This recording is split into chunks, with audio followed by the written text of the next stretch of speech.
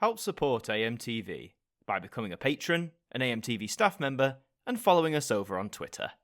Hi there guys, it's Adam Martyn here, and welcome back to another unscripted discussion video. And now this one might be a bit of a surprise because I'm going to be talking about the fact that the show The X Factor is coming back to TV next year in 2023. Now, this is not necessarily brand new information. This has been known, I think, for a month or two now.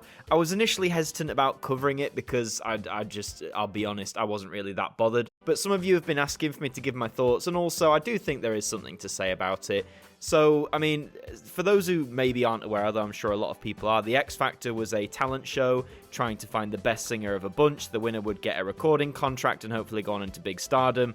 Whether or not they did, that depends on the year, it seems. That ran here in the UK from 2004 to 2018 when it went off the air, but it is slated for a return in 2023. I'll get more into the specifics of what I think of The X Factor, my history of it, what I think about it coming back. But let's take a look at this article from the Radio Times, which is The X Factor moves from ITV to Channel 5 as the series returns. Now, this was published in early July this year, so it is 2 months old. Anyway, it says, The X Factor is rumoured to have a sensational return, but not to ITV, to Channel 5. According to the Daily Star, Simon Cowell struck up a deal with the broadcaster to bring back the popular talent show. It was rumoured earlier in the year that X Factor would be returning in 2023 after a 5-year rest. And a source told the paper as soon as X Factor was up for grabs, there was interest from a number of networks. X Factor is one of the most iconic shows in TV history, so it's no surprise lots of channels were keen. The production company had their pick. And after a lot of meetings, execs decided to go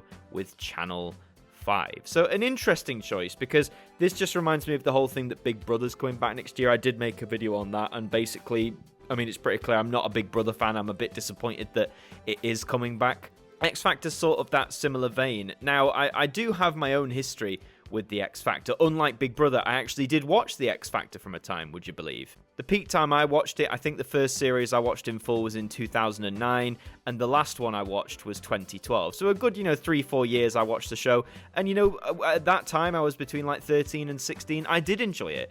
A lot of people at school enjoyed it as well. It was something you could talk about every week, like, did your favourite contestant survive? Are they going to win? All that sort of stuff. Basically, I really watched it when it was that, like, cultural peak powerhouse, when it had, like, the most viewership and stuff.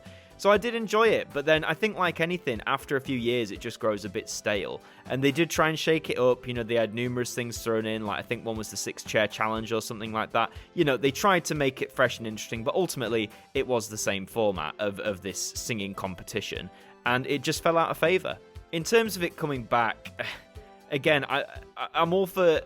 some people think I'm completely against old shows being brought back, which is not true. I mean, Who Wants to Be a Millionaire? That's one of my all-time favourite shows. Obviously, it's a quiz show, but it is one of my favourites. And that came back after a few years break. But I think that the format of that being a quiz show and how they made some changes to like the set and with the Ask the Host Lifeline, all that sort of stuff, I think the changes and the change of host, of course, help keep it fresh and interesting. And it's sporadic broadcasting, that it's only on like, a few weeks here, a few weeks there, that sort of thing. With X Factor, if it's going to be exactly like it was, where it basically runs from September all the way through to December, so it occupies the screens for 3 months, and it is basically that same format all over again, which I'm guessing it will be to a major degree, I don't know how you can make it that much more different. And also, the X Factor has its fair share of controversies. I mean, even to this day, there are numerous reports and articles of, like, former, whether they were contestants, finalists, or even at the auditions, like various people coming out to complain about the way they were treated, the way they were handled, how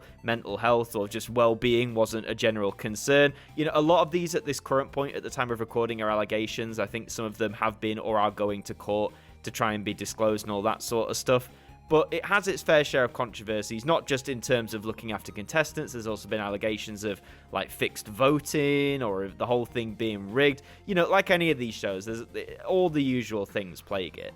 But when it does come back, if it does come back to Channel 5, some people I've seen aren't too happy about that because, I mean, Channel 5, they took on Big Brother back in the day, and I, again, didn't watch it, but from what I read in the comments of my Big Brother video, Channel 5 apparently just let it die. They didn't really look after it. They didn't really promote it too heavily. So if they do that for X Factor, it could meet a similar fate, I suppose. Although, are people really ready for the X Factor to come back? I mean, 5 years is a bit of time, yeah, but is there really that general calling? I mean, TV has changed in such a dramatic way in terms of how we consume content. I mean, X Factor is a weekly program. You know, you'd have the live shows every week. It was Saturday night viewing, peak Saturday night viewing, in fact, particularly during the early 2010s. But now with the whole like box set mentality and all that sort of stuff, I just don't know if you can sustain that audience again. I mean, even when we just look at the figures, here's the table of all 15 series. So, you know, the first average, it's about 7.4 million, which in 2004, I'd consider that to be like a healthy number indeed. And it rises, and then it cracks 10 million average in 2008. And then 2009, you have 13 million on average. 2010, 14.13 million on average, which in 2010 is incredible, and it maintained that. The last year it topped 10 million was in 2012, where it had a 10 million average across the season. 2013, little slip down to 9.45 million, and then we continued to drop to 8, then to 7. By the time the last series aired in 2018, the average was around 6.19 million, which did technically make it the lowest viewed X Factor season of the entire bunch. And that is partly down to changing habits. I'm not saying for one second that the X Factor just merely wasn't popular anymore. A lot of people did like it, but the thing is, you know, as more people turned to streaming or just not being able to dedicate that weekly slot, things just slipped. But just for fun, I mean, let's go through these, because, I mean, a lot of people have a lot of nostalgia for this. So, I mean, the first year, 2004, Steve Brookstein. Now, I believe he is still quite salty about all this stuff. I think he released a book. He often pops up slating the X Factor, and Simon Cowell in particular, who's the head honcho of this whole thing. I don't think his career really went anywhere after 2004. He did get a number 1, but it didn't really go anywhere. Shane Ward was the winner in 2005. Now, I do remember him. I remember That's My Goal being a big hit and some of his earlier singles, but by the early 2010s, he just sort of dropped off, which is a shame, because I actually quite liked his voice.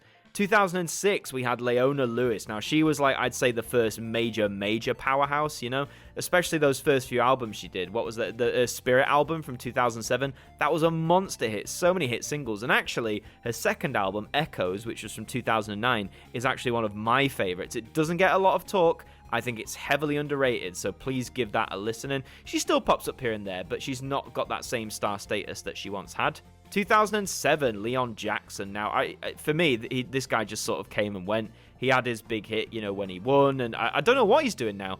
Actually, he'll have to let me know. I'm not actually sure if he's like still recording or if he's moved into other areas, but, you know, wish him well. 2008, Alexandra Burke. This was a biggie. She won with Hallelujah, which is still played a lot, and, you know, she had a big first album. The thing with Alexandra Burke is I never really viewed her as like a pop act necessarily. I thought her voice was incredible and was suited to many genres, but I remember that first album, like when Bad Boys came out, I thought this just feels like a very weird direction. It didn't feel quite right, and she is still performing. She does a lot of acting, actually. I've met her when I've worked at theatres front of house. She's often in a lot of productions. I think she's been in Sister Act. She's definitely been in The Bodyguard, so she's doing all right. 2009, the first year that I watched the show in full, was won by Joe McElderry, and famously the runner-up was Ollie Murs, who arguably turned out to be more successful than him.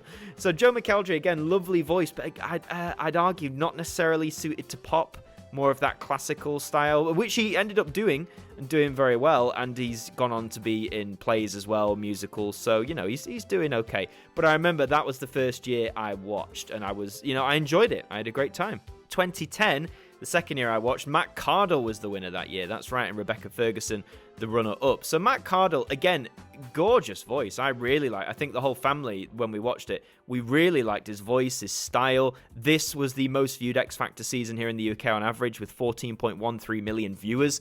And his voice was incredible. But again, the direction I think they tried to push him just wasn't suited to his style. And ever since, I think, his first album, he went independent or went with another label. And he's consistently releasing music. So fair play to him.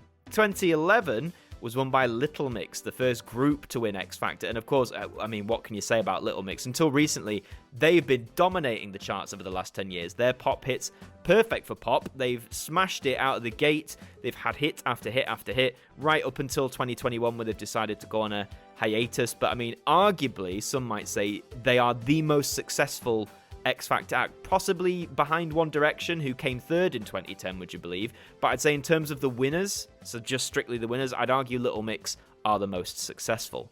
Then 2012, which was the last year that I watched it as in watched it every week. This was won by James Arthur, who won with the version of the song Impossible by Chantel. And the original's much better. James Arthur's a weird one, right? Because when he was on the show, I really liked him. I liked his style. I liked him as a person. But ever since then, ever since he's like had hits basically and got popular in the mainstream, I'm not a fan. Not a fan of the style, the songs.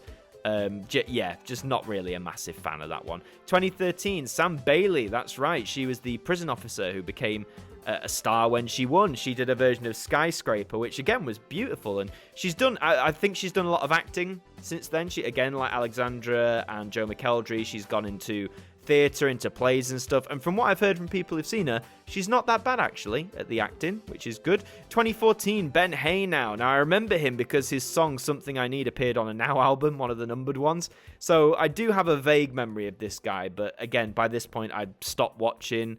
Fleur East was the runner-up, who went on to have a few hits of her own, and she's still prominent in presenting. Not sure what Ben Haynow's doing.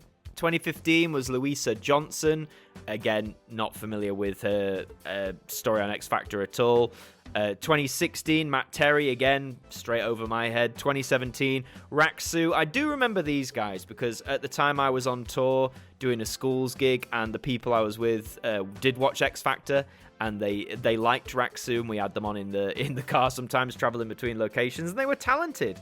But it's just a shame that they haven't really gone on to chart success since then. You know, they've just they've kept releasing music, but they haven't had that mainstream success since being on the show. And finally in 2018 we had Dalton Harris, who won, and again, I'm not really familiar, but he was the last winner of the UK X Factor as it currently stands. So that's like a potted history of the show, its winners, and my view of it. Am I excited it's coming back? Not really. I feel if I was going to have any passion for the X Factor, it was the early 2010s. I've got no real desire to watch it. And I'd like to think, well, I thought the TV landscape had moved on where, like, you know, these sorts of talent shows, Finding a Star, has sort of had their peak, or at least this phase. I mean, though Britain's Got Talent is still going on, that's been running since 2007, although that does cast a wider net. You know, it's not just singing, it could be dancing, it could be literally anything. We've had a whole variety of winners there.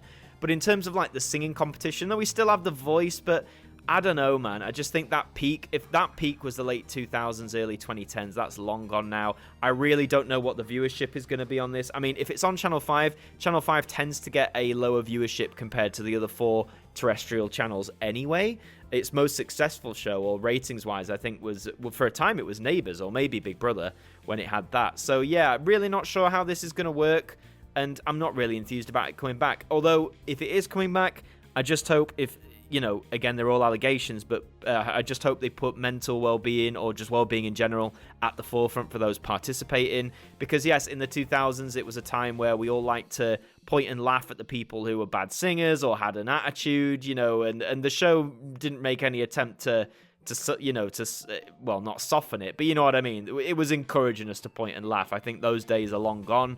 So, yeah, I don't really see why it's coming back. I think the time and money can be invested into other programs. And if you want to do a talent program, then at least give us something new. Give us something a little bit different. Spice it up a little bit.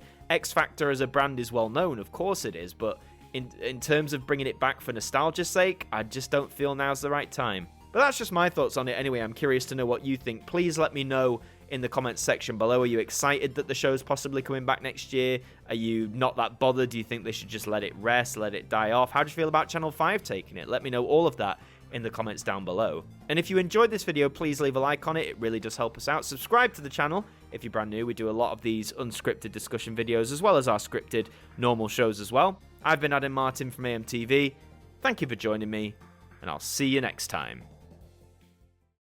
Thank you to our patrons for helping to support the show, and a special thank you to Macra, Hux Media, Ben Freeman, Ethan Carberry-Holt, Brittany Fan 1999, Bruce Danton, The Broken Kitsumanoid, and Francine Salazar, our AMTV staff members.